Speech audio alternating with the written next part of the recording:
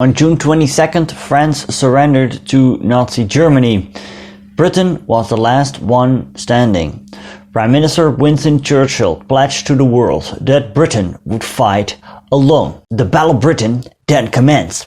How did the Germans see this battle and the British will to fight on?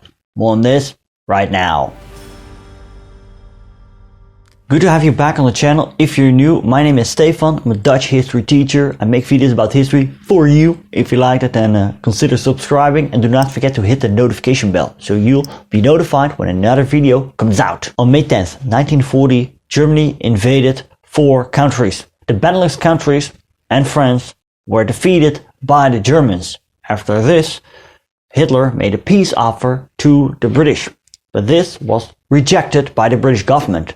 Why was this? Churchill didn't trust Hitler in signing a treaty. Hitler had broken his promises too many times now. British military leadership believed Germany could be brought to a stalemate and wait for the German economy to collapse, just as it had done in the First World War. The British also believed that Hitler might expand his war elsewhere and then lose as a result. British and Polish codebreakers had managed to intercept German messages in which an attack on the USSR was confirmed, and they also hoped that the United States could be brought into the war. To the German people, it seemed like the British were the aggressors and that Hitler was out for peace.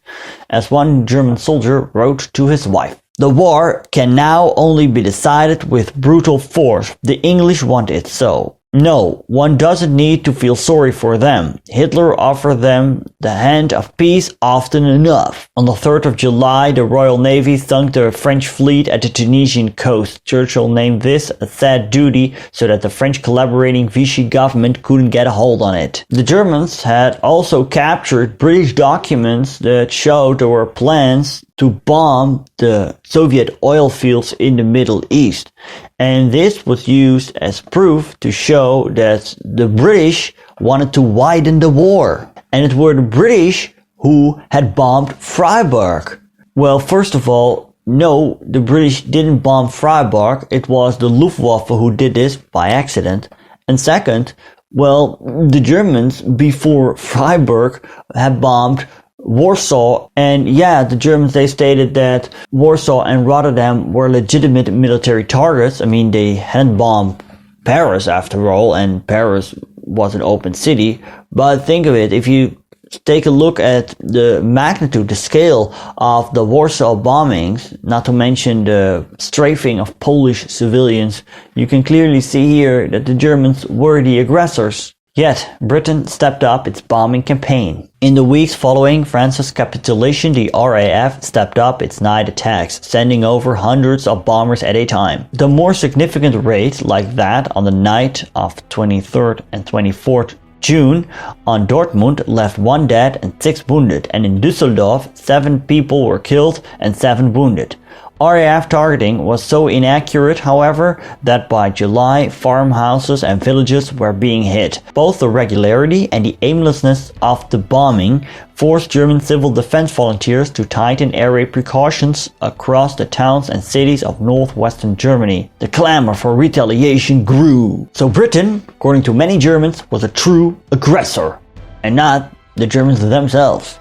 And I'm not advocating here that the British weren't aggressive. I mean, they did have the largest empire in the world after all. But do notice that when we focus on Europe at that time, the German aggression surely was much bigger in scale than the British aggression. Hitler was not too keen on attacking Britain right away. We all know that Hitler admired the British and its empire and believed that the dismemberment of this empire would be beneficial to other powers. And Hitler hoped that his country and England one day could become partners. However, early July, he ordered his commanders for the attack on England, and early August, he ordered the Luftwaffe to attack. Just before that, he had also ordered his staff to make plans for a war on the USSR. Going east was always on Hitler's mind, as he had outlined in the book Mein Kampf. The attack on Britain started mid-August. It was delayed because of bad weather. During the first weeks, the Luftwaffe bombed the airfields of the RAF. By August 19th, the Germans had shot down 624 British planes and had lost 174 themselves. Soon, the German bombings were expanded to the aircraft industry, and London suburbs were also targeted. Hitler had actually forbidden the bombing of London, but because the city was full of military installations, it did happen anyway. Near the end of August, British RAF planes had managed to bomb Berlin. Now, this only caused minor damage, but it was a blow to Luftwaffe commander Hermann Göring, because he had promised that Allied planes wouldn't bomb Germany, they wouldn't get to the Ruhr. Else you could name him Meyer, so Meyer it was. Now, the damage in Berlin was not that big, it was only minor. But the shock, however, was huge, because the Germans now saw that the Allied planes could reach their capital, and they believed that this was impossible. Well, no, it was very much possible. Early September, Hitler held a speech and promised German people he would respond in kind. He pledged to erase British cities. On the 7th of September, 348 German bombers protected by 617 fighters carried out a raid over the British capital. A few days later, Berlin was bombed again. From that month on, the Germans spent huge resources for civil defense, and flag towers were erected.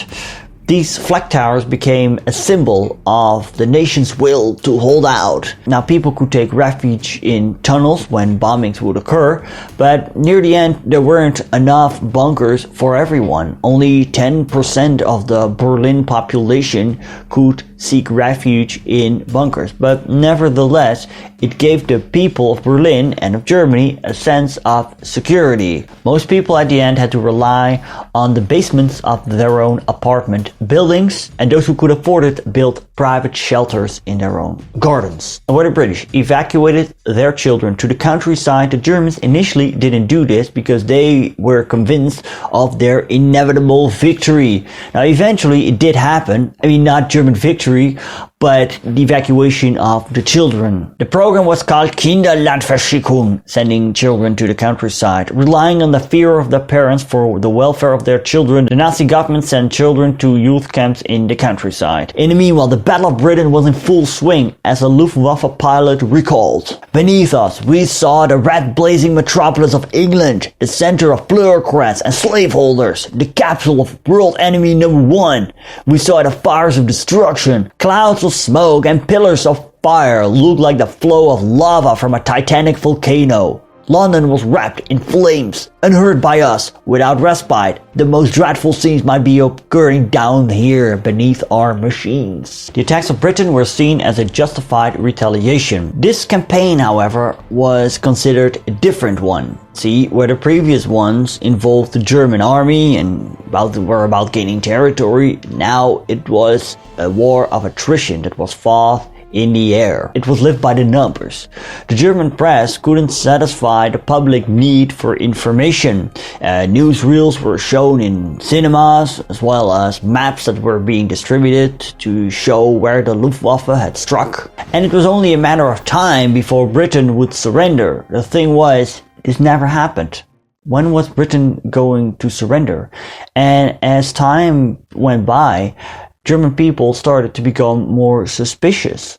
Was Britain really on its last legs? German people then listened to foreign broadcasts to find out what was really going on. Was everything that the German press said about the British true? They, the German public, queried whether the RAF brutally targeted hospitals and schools or had simply missed nearby military targets. As the weeks dragged on, people listened increasingly to foreign radio. As one wit put it, "They lie and we are lying also." Propaganda Minister Joseph Goebbels was put to the test. Thousands of student volunteers were put to work to collect data to show that despite having formal freedoms in liberal Britain, Germany had secured the biggest freedom by abolishing capitalism and overcoming the Great Depression. Nevertheless, the German intelligence service, the SD, the Sicherheitsdienst, reported that people started to have admiration for the British, that they were able to hold out for so long.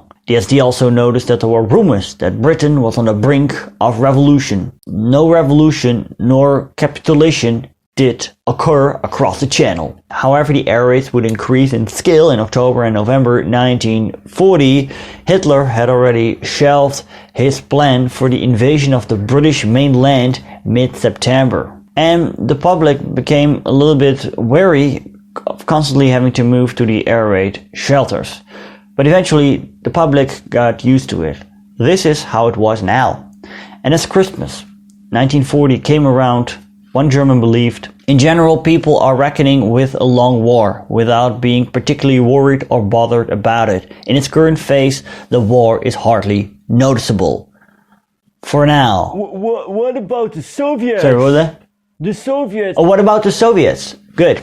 We're going to talk about that next time. A shout out to my patrons and a special thanks to Janus Dozenkiewicz, Joanne, Justin Trubel, Peter King, Tanya Dixie, Henry Clarkson, Rob Park, Andrea Martic and Fernando Lopez Ojeda. Hey, if you can support me on Patreon, please do. You can also support me via PayPal, links are in the description. If you like to know, this video is part of a playlist about the German perspective on the Second World War. You can find the whole playlist right here. Do not forget to like this video and also leave a comment, subscribe if you have not already, and also share this video. Thank you so much for watching. Bye for now.